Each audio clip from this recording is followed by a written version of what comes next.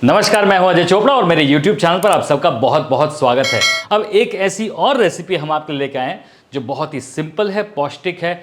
In fact इसमें एक दो इंग्रेडिएंट अगर इधर उधर हिला दो तो आपका व्रत का काम भी सेट हो जाएगा। जी हाँ, मैं बात कर रहा हूँ थाली पीठ की, जो कि बनेगी साबूदाना से।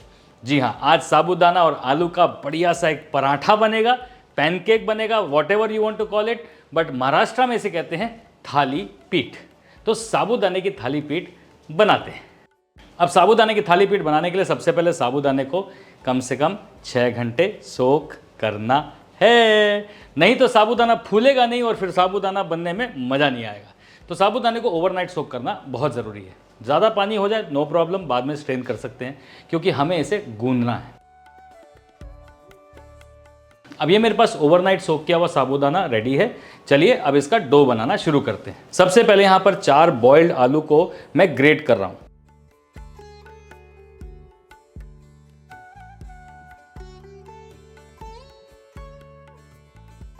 अब इसमें डाल रहे हैं ये ड्रेन किया हुआ साबूदाना। मेक श्योर कि एक्स्ट्रा पानी ना हो, नहीं तो बाद में आपको उसे मैनेज करना पड़ेगा। अब साबूदाने में हल्का लिसलिसापन ऑलरेडी होता है, अगर पानी ज़्यादा पड़ गया तो वो और लेस छोड़ देगा और बनाना उसे मुश्किल हो जाएगा। अब भैया महाराष्ट्र की थाली पीठ बन रही है तो महाराष्ट्र का स्वाद तो इसके अंदर जाना ही चाहिए। तो जी पेश करते हैं महाराष्ट्रियन ठेचा। एक पैन में हल्का सा तेल गरम करो, साथ में डालो ढेर सारी हरी मिर्च, ढेर सारा गार्लिक, नमक, जीरा, साथ में थोड़े से पीनट्स। अब इसे गोल्डन ब्राउन होने दो। जब ये गोल्डन ब्राउन हो जाएगा फिर गैस बंद करके इसमें धनिया मिलाएंगे और इसे ठेच देंगे। ठेचने का मतलब पाउंड करना। अब आप इसे हमाम दस्ते में कर सकते हैं, आप इसे सिलबट्टे पे कर सकते हैं, आप इसे मिक्सी में भी कर सकते हैं। Choice is yours.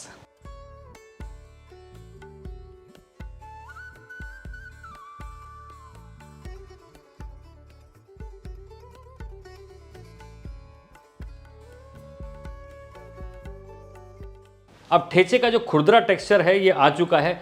अब इसे मैं थोड़ा सा निकाल लेता हूं। अब ये ठेचा का जो दरदरापन है ना, ये बाइट देगा आपको थाली पीठ में, मज़ा आएगा। अगर आप इसे पेस्ट कर देंगे तो बहुत ज़्यादा सिर्फ मिर्ची आएगी, तो इसलिए दरदरा ठेचा बहुत बढ़िया होता है। दाल चावल के साथ खाइए, थाली पीठ के अंदर डालिए, थाली पीठ के साथ खाइए, जैसे खाना खाइए, ये एक परफेक्ट अकम्पनीमेंट है। महाराष्ट्र का ठेचा बहुत फेमस है। अगर आपने आज तक नहीं बनाया तो बना लो, और आज तक आपने अगर एक और काम नहीं किया तो वो भी कर लो। शेफ अजय चोपड़ा के चैनल को सब्सक्राइब किया? नहीं किया? अभी कर लो, फ्री है। नीचे सब्सक्राइब का बटन है, बेल आइकन है, दबा दो। अब नमक, ठेचा, आलू और साबूदाना, दैट्स इट। और उसमें और कुछ भी नहीं है डो के अंदर। अब इसे अच्छे से गूंदना है।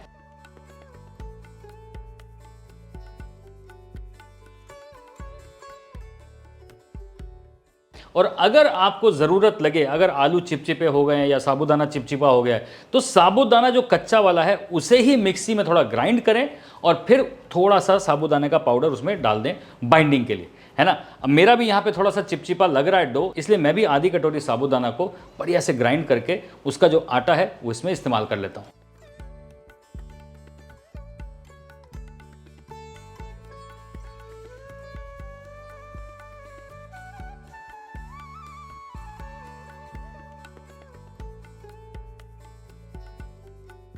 अब ये डो बिल्कुल बढ़िया से तैयार हो गया है। अब ये थाली पीठ बनाने का तरीका बड़ा सिंपल है। घर पे अगर कोई प्लास्टिक का बैग है, वैसे तो घर पे केले का पत्ता इस्तेमाल होता है। केले के पत्ते के ऊपर मम्मी जी उसको बनाती हैं और फिर सीधा तवे पे पलटती हैं।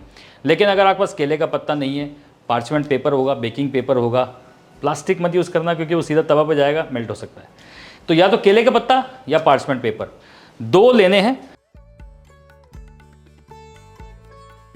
इस तरीके से पहले हाथों में ऑयल लगाना है और फिर उसका एक बड़ा सा गोला लेके उसे 2 पत्तों के बीच में या 2 पार्चमेंट पेपर के बीच में हाथ से पतला करना है।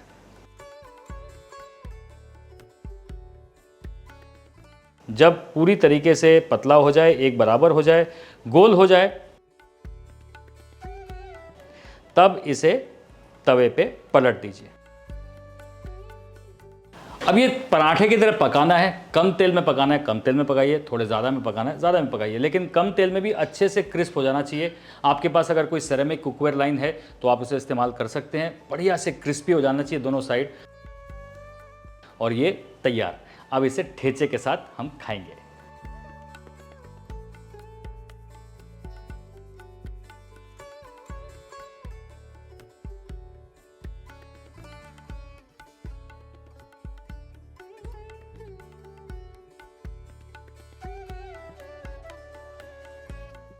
महाराष्ट्र में जब कुछ एकदम तड़ाकेदार होता है ना, तब वो ढोल बजते हैं, और यहाँ पर तड़ाकेदार हो चुका है क्योंकि एकदम झणझणित, मज़ेदार, चमचमित, मतलब ये सारे अतिशयोक्तियाँ हैं महाराष्ट्र की जो साबूदाने के थाली पीठ के लिए मैं इस्तेमाल कर रहा हूँ, क्योंकि भैया इतना सिंपल चीज़ है, इतनी बढ़िया चीज़ है।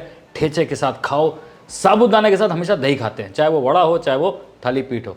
दही डालो, उस पर हल्का नमक, हल्की मिर्च, दैट्स इट, नथिंग एल्स। ये सिंपल नाश्ता जो कि बहुत पौष्टिक है, तैयार है। अब आपके लिए टिप ये है कि अगर आपको इसे व्रत के लिए बनाना है तो आप इसमें से गार्लिक डिलीट कर दो। अगर आपको नमक सेंधा डालना है, डाल दो। आपके व्रत के लिए बढ़िया डिश तैयार। एक और टिप ये है कि साबूदाना जो है ना, वो सौगी नहीं होना चाहिए, उससे उसका जो टेक्सचर है, फाइनल टेक्सचर है, वो एकदम क्रिस्प आता है, मज़ेदार आता है।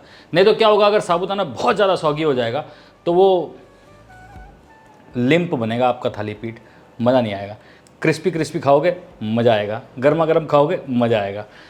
अब ये झणझणित चमचमित थाली पीठ बिल्कुल तैयार है। हम जा रहे हैं इसे एंजॉय करने, आप जा रहे हैं सब्सक्राइब करने, और फिर उसके बाद जा रहे हैं सीधा किचन में साबूदाना भिगोने, क्योंकि कल सुबह यही बनने वाला है।